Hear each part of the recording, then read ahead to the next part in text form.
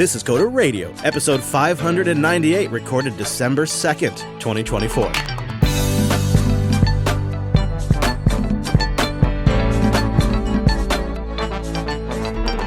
Hey friend, welcome in to Jupiter Broadcasting's weekly talk show, taking a pragmatic look at the art and the business of software development and the whole gosh darn world of technology. My name is Chris, and over there decorating his holiday pole, it is our host, Mr. Dominic. Hello, Mike. Ho, ho, ho. Yes. Ho, ho, ho, right back at you. You know, as a dad, you just can't avoid it. The holiday season is here. It really, I know everybody complains about this, but it really sets in. I saw Christmas decorations before Halloween decorations this year in the stores. Wow. That's real. It's real. And maybe here it's because it gets dark early. I'm not sure what it is. But you see, your Coder program, it doesn't fall into those traps. It respects you. And it doesn't bust out the Christmas decorations until after Thanksgiving.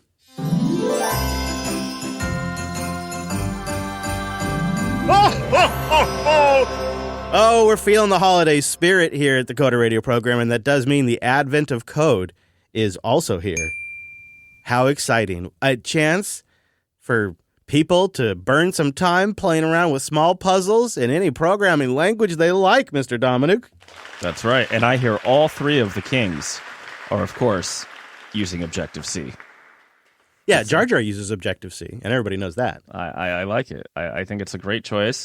Kidding aside, how many times a week, I don't know, maybe a month, do we get the email, I want to get into coding, but I'm young and I'm new and blah, blah, blah. Well, this is a structured thing that literally goes on for, 25 days for you to practice on. And nothing says you can't do the same challenge in multiple languages or multiple different styles in the same language.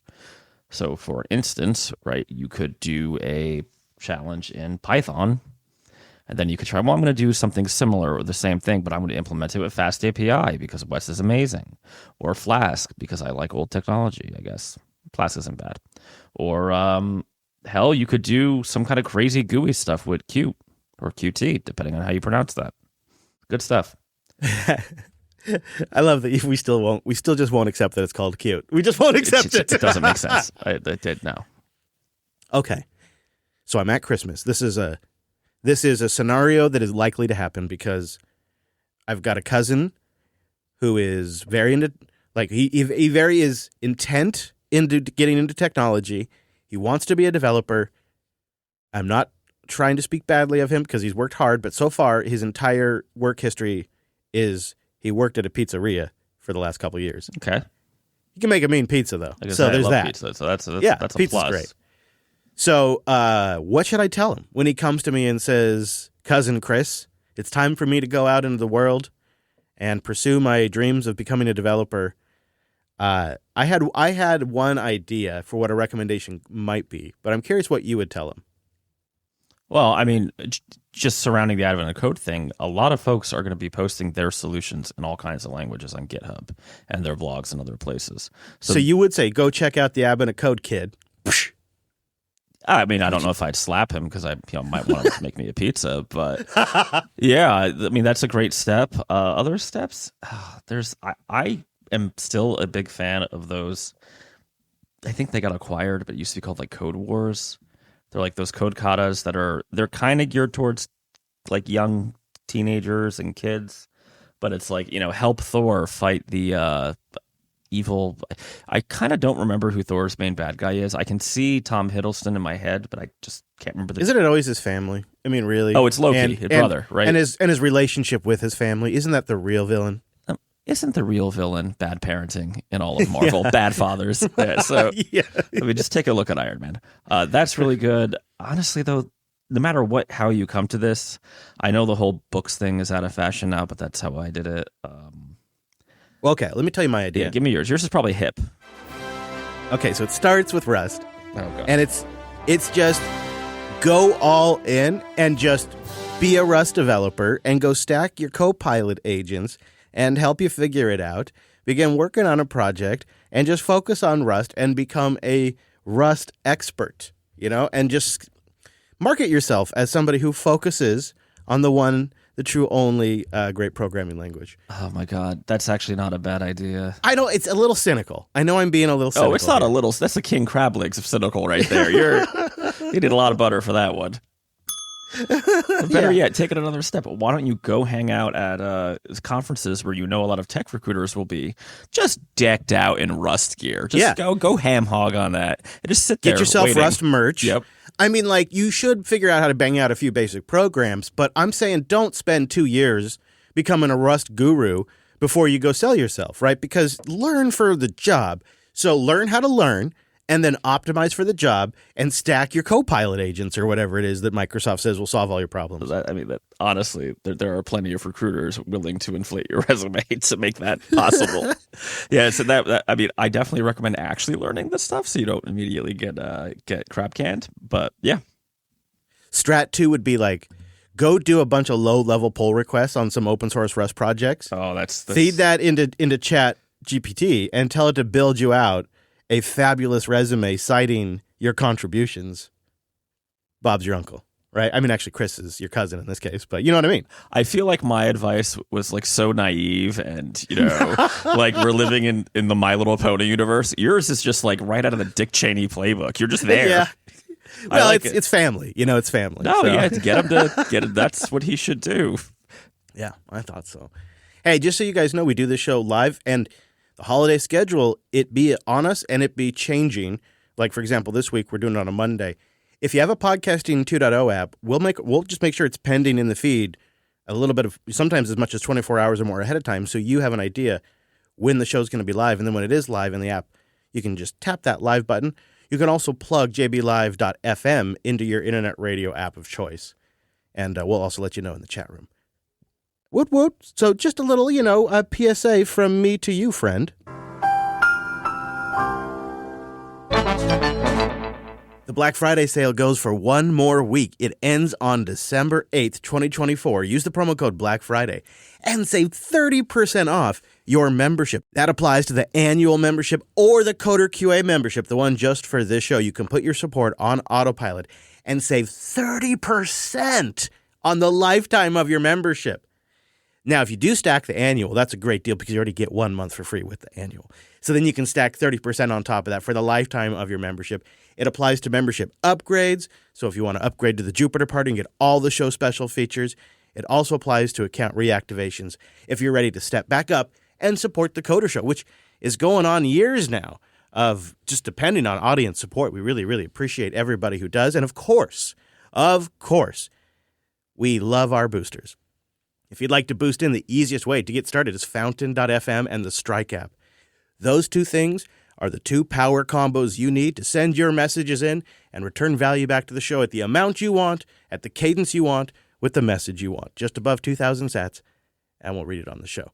But that Black Friday promo code's a good one. 30% off the lifetime of your membership, and it ends on December 8th. Coder.show/membership, and we'll have a link to the annual network membership in the show notes. So GitHub has cracked it, Mike. So they have done legitimate research here, and they have determined from their research that the developer experience is more than just a buzzword. It is actually a critical factor in driving productivity and collaboration within software development teams. This work environment needs to be built intentionally. This research backs this up. Developers who carve out deep work time, I would assume, 50% more productivity. While those who get work they find engaging, they're 30% more productive on top of that. And Mike, GitHub has a suggestion to help people get into this flow faster and more often. Lay it on me. Well, you see, Mike, in this AI-driven landscape, fostering developer happiness is crucial for productivity and innovation, and of course, business success. GitHub's guide outlines actionable strategies to enhance developer experiences and improve code security while harnessing AI's potential and promoting collaboration and learning. You see, AI, it helps by detecting vulnerabilities faster and By using techniques like relevant augmented generation in context learning and fine-tuning, you can stack your LLMs and deliver contextually relevant outputs, boosting productivity and relevance in developer workflows. You know, I was a little skeptical, Chris, and because, you know, I love my LLMs, but they're taking too much space on my desk. You know, they're all laid side by side. So you're saying I can stack them like Jenga? Yeah, you stack them. Yep. Yep. And that way they can hallucinate in a chain. Holy it's like a group acid trip.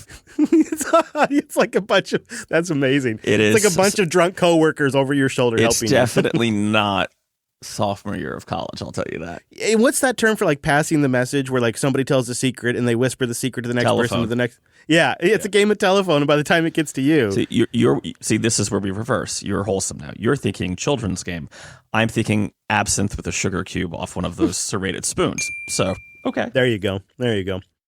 So the key here is what GitHub's research determined is that if you can get developers to understand their code faster, that'll make them, quote, 42% more productive. Well, obviously, they didn't pick the number 42 because it's the answer to everything in the universe, right? No, of course not. Yeah, okay. So the whole thing here is that it's incumbent upon businesses to bring in LLMs, to customize LLMs for their developers' jobs, and to help them sort of stack the productivity. So it's like this whole, essentially, I read it as, it's essentially a justification paper to pitch these LLM-powered development tools to companies. And it talks specifically about how you want to focus on customizable LLMs for specific organizational goals. So clearly they're going to have something there they're selling hard. And then, Mike, if you wouldn't believe it, the thing that really ties it all together, hit me. It is fantastic collaborative repositories and smooth workflows around GitHub. Oh my God, I was going to say, but that sounds great, but where could I get it? GitHub, obviously. Yeah. Also, they suggest, this is a new one, you might want to write this down, you should invest in developer learning opportunities. Oh, no. Yeah.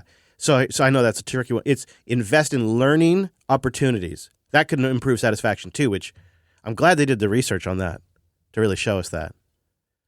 Okay, are we being okay, there's two possibilities here. A, they're actually kind of right. LLMs can help you figure out your code base faster and make you more productive, and that makes developers happy.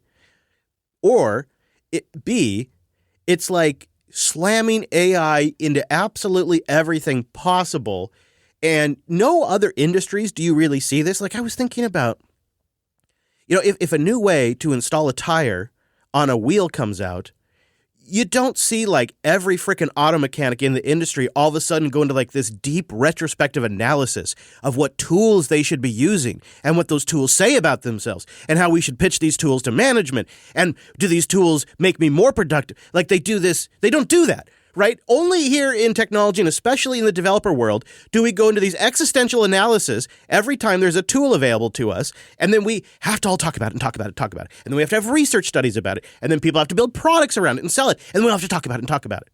Right? This doesn't happen where people build houses. There's not some new hammer that everybody's freaking out about.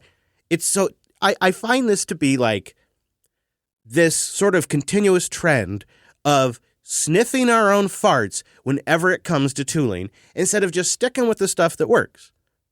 But then there is like this angel on my shoulder saying, but if you could look at the code base and figure out where the problem is faster, that would get the job done faster and make you happier. Okay. So one, before I answer your question, does that article not read like it was also generated by an LLM? Yeah. Just info, right? A little bit. Like they threw the report into the LLM and said, generate us a blog post. Right. It feels like that's basically what happened. So do you remember the George Foreman grill?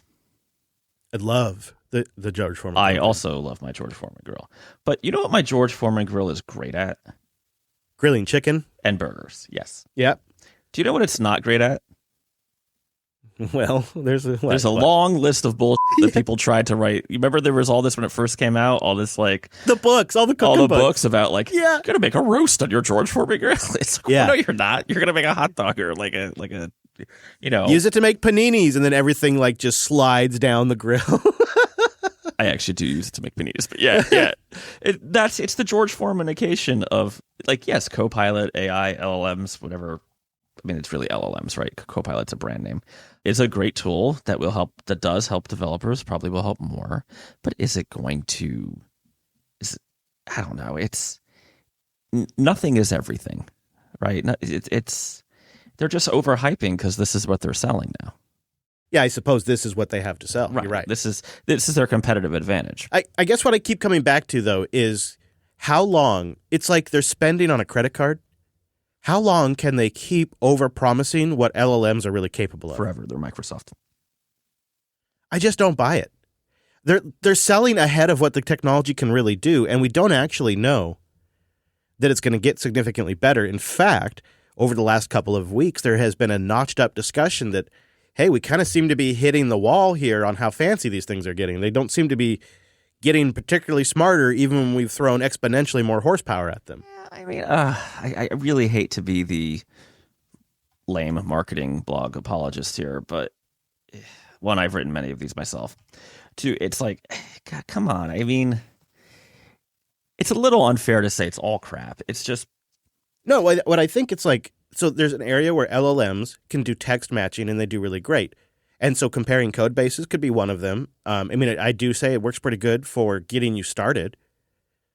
Truly original creation or so in an example that we're about to get into, a developer needs to make just a real basic kind of create, read, update the database, delete information, super basic app. You can't, you're not even going to go into an LLM and get a functional CRUD app just from the basic output. You're going to get something that works at best 40%, 60%. No, I even doubt that, to be honest with you. I tried a few of those to review for the show, and it was like terrible. So they're coming in and they're telling these companies that if you adopt these tooling, you're gonna 10x. Well, they say things like 40%, right? They actually put some really big numbers on some of it. 50%, 30%. They're making up on the statistics, right? 42%, right? But I know. But this is what I'm saying is it's like they're spending on credit. Like, how long can they do this before people start going, well, none of this worked out. None of this is really played out. We're not buying the next thing you sell us. So most of that blog post or report or whatever you want to call it feels like the audience isn't us in a lot of ways, even though they call it a developer report. It's the manager who doesn't really know, like the higher level manager who doesn't really know what the devs do day to day. Oh my God, can I pause you for a second? Yeah. Not only are you 100% right, but it's this middle manager who's looking to have a win, looking like they're really riding the trends and know what they're doing. Yep. So, hey, look, boss, we're going to AI revolutionize our dev team. That's what I'm working on this year. Yeah. Right. That's who this report's for. That's who this is for. So the director of IT can eventually become the CTO, and the CTO either leaves or is retired. Right. That's what this is about. Yeah. Okay. All right. Thank you for helping me sort that out. It makes sense now. It all makes sense. We'll put a link to the report if you're that person. It'll help you sell. So there's that. There you go. Now, this was a spicy one, and we'll start with the headline and then we'll work our way down. Rails is better for low code than low code. So talking about this like simple CRUD app, just something really basic, like we're creating some stuff, we're reading the information, sometimes we update it, sometimes we delete it. Inventory, orders, something like this. And this developer gets pinged, hey, I need an app. And this is real basic, it needs to do this. And the developer writes, my thoughts, they start racing. I'm very good with Ruby on Rails. This seems like a good fit. But then I've also used these low code tools before, and they're supposed to be perfect for a solution like this. What could I use here? And in that very moment, and only for the duration of this article, I gain the ability to project my thoughts into the future, down two timelines caused by both choices. Both arcs unfold before me in parallel. And it's a really great gimmick or premise to write a blog post because it's two timelines. And one timeline is he went with low-level code, used templates and whatnot. The other timeline is he went with Ruby on Rails, and it actually takes him a little bit longer to get going. But, Rails has all the scaffolding generation, turbo integrations. And he says in the end, the Ruby on Rails application became a faster thing to iterate on, an easier thing to maintain for the customer, kept it simple and got the job done. And he says, ultimately, Rails provides high flexibility and optionality due to its open system, making it better suited for innovation and evolution compared to a closed nature. of low-code platforms. It says low-code struggles with platform constraints and requires complex hacks, while Rails offers flexibility and clean iteration for implementing custom solutions. So Spicy here saying that it's better to go with Ruby on Rails. What do you think? Yeah, I mean, there was this fad for low code about a year or 2 years back. I could tell you I have had conversations with organizations that went all in on, insert low code, usually ending in .io platform here, that was a startup and isn't around anymore. And they ended up rewriting their applications, which is why they were talking to me. So I'm not saying low code is bad or that you shouldn't use it. I have used it for some stuff, especially little internal things. But the idea that it's going to completely eliminate the need for custom development is crazy. Rails, in particular, for the use case that the author here puts out, basically an application that needs to talk to a database, right? Get data out of Postgres or whatever, and render web pages displaying that data in what almost certainly sounds like an enterprise or business context, right? Or sure. Our great dark matter developers of the world, yeah. Our ears must be perking up. That is exactly what Rails is good at, and it just keeps getting better and easier. Well, but and faster. Isn't that? I mean, that's the Spicy take. Isn't that what low code was supposed to be perfectly good at? Is the most basic kind of app here. I'm generating you a little UI that's reading a database, updating a database, deleting a few things from the database. Right. Yeah. There are places where low code makes a lot of sense. Wix is arguably the biggest low code platform around. Which, for folks who don't know, Wix is. I can't really describe what it is, but it's let's say you're Chris's cousin, you open your own pizzeria and you want a little website just to tell people, show a menu what the hours are. You can drag and drop and create that site in Wix and it's fine. And that's a great use case for low code. Yeah. Okay. But the problem, and we're gonna put our Linux network hats on a little bit, is all those low code platforms are proprietary. So that's bad. Yeah. And Wes points out, Wes in the chat room makes a great point. It's do your product people even have a good sense of what this no-code or low-code platform can or cannot do?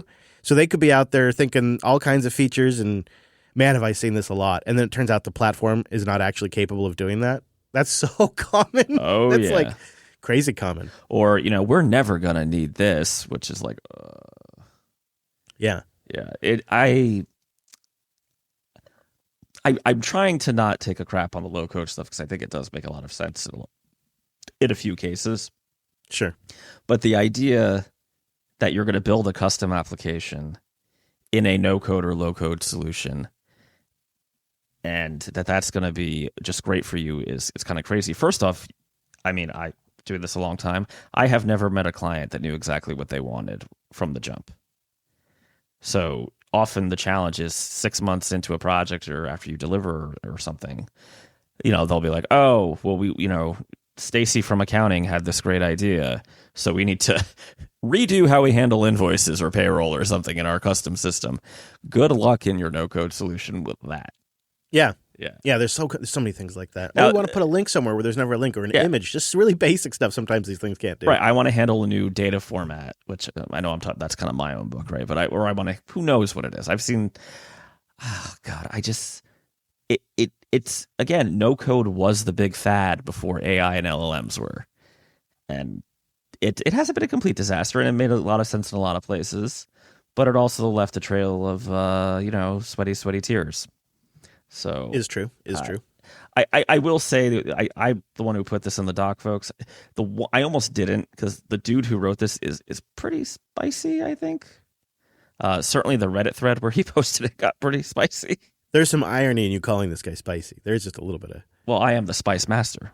The Spice Meister, if you will. Right. But that's okay. I just got pardoned, so whatever. I'll keep moving. Yeah, I don't know. I'm trying to think of a positive case for using a proprietary no-code platform would make a ton of sense for your custom, your internal line of business system, and I can't think of one. I would almost recommend, here, I could give you a great real-world case. It's not no-code, but it's less code. Telerik, right? Telerik will sell you basically packaged components that look a hell of a lot like Microsoft stuff, like Office, and you pay a license fee every year, speeds up your development, and you get a bunch of bunch of stuff you might want out of the box, especially if you're a .NET shop, right? Because they do other stuff, but they kind of focus on .NET. That makes a ton of sense to me because you still have the ability to customize and embroider on it and, integrate it with your custom code, change over time. You're not losing the flexibility there, right? You're not locked into a platform. Where if you go at one of these pure, I'm building my solution in this no-code web app or whatever it is, and they're almost all web apps, right? You are literally, it's like the ultimate garden. You are fenced into whatever that solution can and will provide. And also the existence of that company. So, yeah. Great point. Yeah. All right. 7 boosts to go. Let's get to some of the folks that made this episode possible. And Control-Alt-Delete got the baller position on sale this week for a row of McDucks.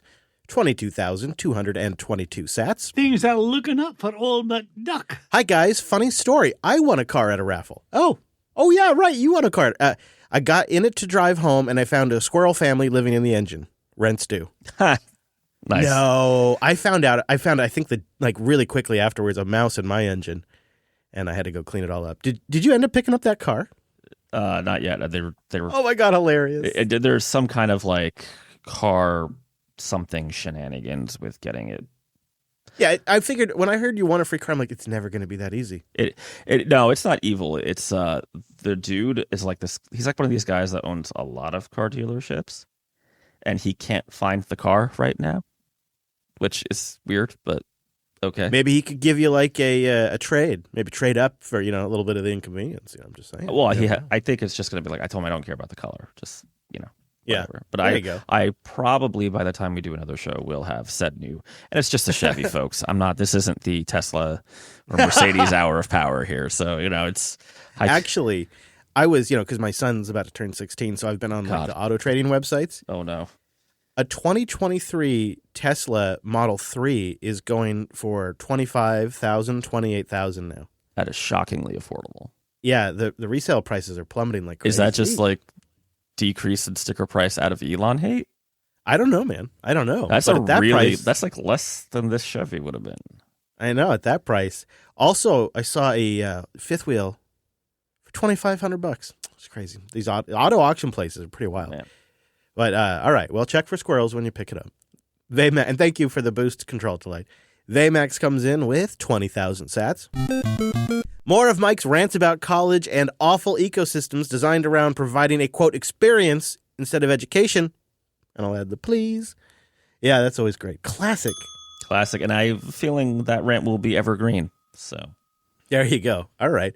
Nostoramo comes in with 20,000 sats. Have some sats, chaps. Oh, thank you very much. Appreciate that. Thank you, sir. Nostoramo. I like the rhyme there. That's pretty good. That's all our boosts above 2,000. We did get we got one other below the 2,000 sat cutoff too. So shout out to Brazali there that boosted in. So short segment this week. When we look at it, we had 15 folks stream sats, and they collectively stacked 6,847 sats.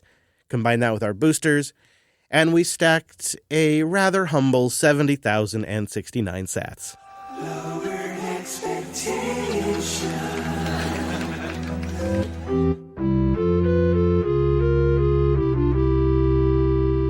But we do appreciate everybody who did boost in and support this episode. And, of course, we really appreciate our members who put their support on autopilot. If you want to get started, you can use Fountain FM and Strike. It's available in over 100 countries. Pretty quick way. Really, anything that's on the Lightning, then you top off the Fountain app. And then you can boost in. Or there's lots of great apps at podcastapps.com and lots of ways to do it, including fully self-hosted options. Or if you want to try the membership thing, coder.show/membership, Black Friday promo code is still going until December 8th. Thank you, everybody who did support the show.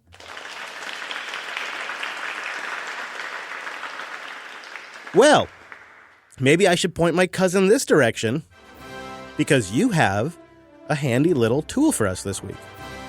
Yeah, the crabs are clicking their claws yet again. Rust Query is in development, and it looks pretty robust so far, but I'm going to do my normal disclaimer of it does not appear to be, even the maintainers say it's not production ready, right? They're calling it a version 0.3. But what this is I think I feel comfortable calling this an abstraction. An abstraction over SQL queries, right? So you're talking your Postgres, your MySQL, your MariaDB, all the good stuff. In a more Rust syntax, Ruby Rails developers might look at this and say, is this basically Rust active record? Kind of. I'd say kind of. Is it maybe more accurately, is it the SQL alchemy without the ORM part?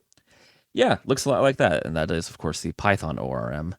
I don't know if I feel super comfortable calling this a full ORM because it is just really focused on query building. Like Wes says, yeah, it's a query builder, right? So Wes says in the chat, always love a non-ORM or less ORM query builder. Yeah, it's not going to do like the active record magic, but you're already using Rust, right? You're suffering.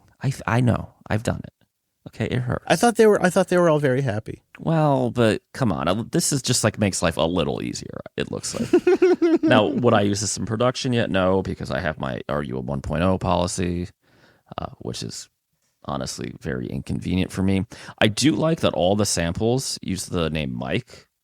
So like they're querying a user and it's like, user where name Mike. Great stuff. Love it. Or I'm sorry, they're inserting a mic, which I do not clip that, Drew. Ooh.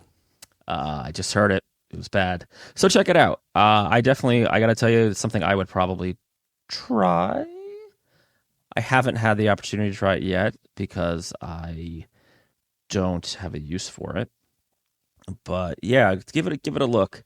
One little huge problem for me is it does not yet support Postgres, which all of my stuff is basically Postgres. Why does Postgres not get more love? Well, because they started with the easy one, SQLite. But Postgres, it looks like, is next on the roadmap. So, again, like I said, I want to emphasize very early days, but very cool project. Apache 2 licensed, so let your evil capitalist pig heart, just gorge on this thing. Amazon, if you want to rob another project, maybe not as effective as Docker was for you, but hell, give it a go. Before we run, any quick thoughts on Intel now dismissing their 7th CEO and putting 2 co-CEOs in place? So it's 2 different people now that are running as co-CEO. Yeah, if you listen to like the finance podcast or even like Scott Galloway, there is just like the wolves of finance bros are licking their fangs for an Intel split. And co-CEOs, like split out the fab and then split out the rest, or where? Right, I think it would go. The most convincing one I've heard. Did I hear it on? Was it Felix Salmon? Maybe it was Felix Salmon. Split out, yeah, like a fab business that does like literally, we are a fab for hire, and the IP business into 2 different companies. Interesting. That seems compelling. I mean, I know avoiding the political stuff for 1 week, but I feel like regardless of who's president, the federal government is going to continue to shove money at people who build fabs in the United States. Yeah, Intel just last week got the CHIPS Act money. Right, and now, Uncle Donald won't be able to call it the CHIPS Act, whatever he does, because, Robinette Biden, right?